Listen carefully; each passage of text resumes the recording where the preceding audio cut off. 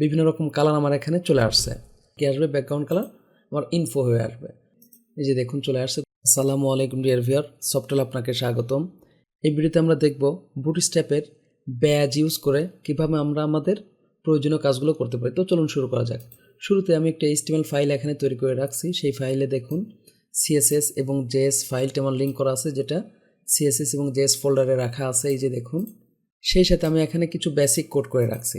ওকে, তো আমরা যেহেতু বুটস্ট্র্যাপ 5.0 নিয়ে কাজ করছি এই মুহূর্তে, তো এই যে দেখুন কম্পোনেন্টসের ভিতরে যে ব্যাজ যে আছে, ব্যাজে আমরা ক্লিক করলাম। এই যে ব্যাজেস, তো ব্যাজেসের ক্ষেত্রে আপনি চাইলে সাধারণভাবে এই ধরনের মেসেজ শো করাতে পারেন। যেমন আমি এটা কপি করলাম Ctrl V দিয়ে, একটু আমরা এটাকে ইন্ডেন্ট করি। এই যে দেখুন এই যে ব্যাজেস চলে আসছে। মূলত এখানে কি ইউজ করা হয়েছে? এই যে ব্যাজ ক্লাসটি এবং সেই সাথে ব্যাজের কালার। আমরা চাইলে এই কালারগুলো কিন্তু আমাদের মন মতো দিয়ে দিতে পারি। যেমন আমি এখানে প্রাইমারি দিলাম, এখানে আমরা ওয়ার্নিং দিলাম, এখানে মনে করুন আমরা দিলাম ইনফো, এখানে আমরা রাখলাম সাকসেস। তো এইরকম যতগুলো কালার আছে সবগুলো কালারই আমরা এখানে ইউজ করতে পারবো। এই যে দেখুন বিভিন্ন রকম কালার আমার এখানে চলে আসছে। তো যেমন আমি এখানে মনে করেন ডেঞ্জার দিলাম, তাহলে এটা কী হবে? লাল কালারে আমাদের আসবে। এই যে, আশা করি বুঝতে পারছেন। এবং এটা দেখুন H1 থেকে H6, শুধু H1 H6 নয়, যে কোনো জায়গায় আমরা এই অ্যালার্ট ইউজ করতে পারবো। যেই বিষয়টাকে আমরা ব্যাচের ভিতরে রাখতে চাই তাকে আমরা স্প্যান ট্যাগের মধ্যে নিয়ে ক্লাস ব্যাচ এবং ব্যাচ প্রাইমারি বা যেই কালারটা আমার দরকার সেই কালারটা আমরা নিতে পারবো। তো চলুন আমরা আরও নিচে দেখি। এই যে বাটনস, খেয়াল করুন, button type, button class, button, button primary, ভিতরে আমরা কি ইউজ করা হয়েছে? যে আগের সেই স্প্যান ক্লাস ইউজ করে ব্যাজ এবং ব্যাজের কালারটা ইউজ করা হয়েছে। আমি কপি করছি এটা, Ctrl V, Ctrl S। খেয়াল করুন এই যে বাটনের সাথে আমার কি আসছে? জাস্ট এখানে দেখাচ্ছে যে 4। তো অনেক সময় এই ধরনের আমাদের বিভিন্ন নোটিফিকেশন দেখানোর প্রয়োজন হয় বা বিভিন্ন সংখ্যা দেখানোর প্রয়োজন হলে আমরা এটা ইউজ করবো। যেমন আমি এখানে প্রাইমারি দিলাম, প্রাইমারি যেহেতু আমার উপরে আছে আমি এখানে ডেঞ্জার দিলাম, Ctrl S। এই যে দেখুন এটা কি হয়েছে? লাল হয়েছে। তো যে কোনো কালারই আমরা এখানে ইউজ করতে পারবো। ঠিক আছে, বিজি, ডেঞ্জার, অর্থাৎ যতগুলো ব্যাকগ্রাউন্ডের কালার আছে আমরা ইউজ করতে পারবো। পজিশনড, খেয়াল করুন আমি এটা কপি করছি, Ctrl V,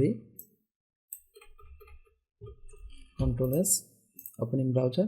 এই যে দেখুন পজিশনের ক্ষেত্রে কি করা হয়েছে? যে পজিশন রিলেটিভ, এখানে তো B10 প্রাইমারি, এটা আমরা আগেই জানি।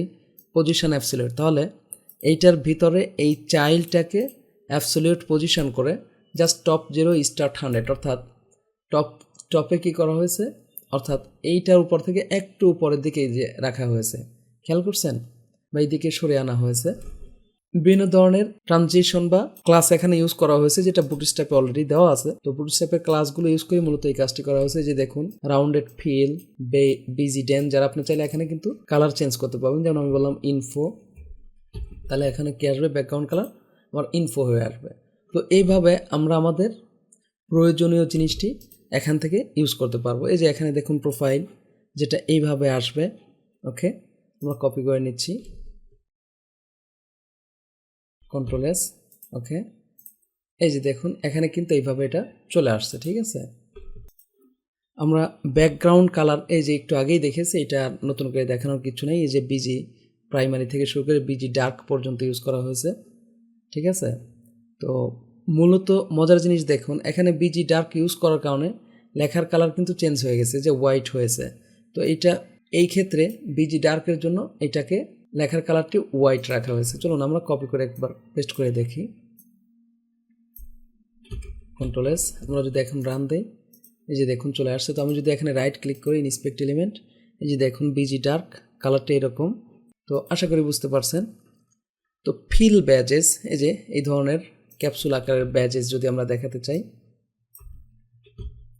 তো আমাদের তো সবগুলোই প্রয়োজন হবে না। যেটা আমার ওয়েবসাইটের কাজে প্রয়োজন হবে সেটা আমরা এখান থেকে ইউজ করব। জাস্ট আমরা ইউজটা জানলাম যে কিভাবে এগুলো ইউজ হয়। যে দেখুন rounded pill, badge, BG primary, বিভিন্ন রকম কালার এখানে ইউজ করা হয়েছে। এখানে আবার টেক্সটের কালারটাও ইউজ করা হয়েছে, টেক্সট ডার্ক।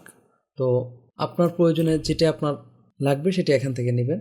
তো এই হলো ব্যাজের জন্য প্রয়োজনীয় ক্লাসসমূহ। আশা করি ভিডিওটি বুঝতে পারছেন।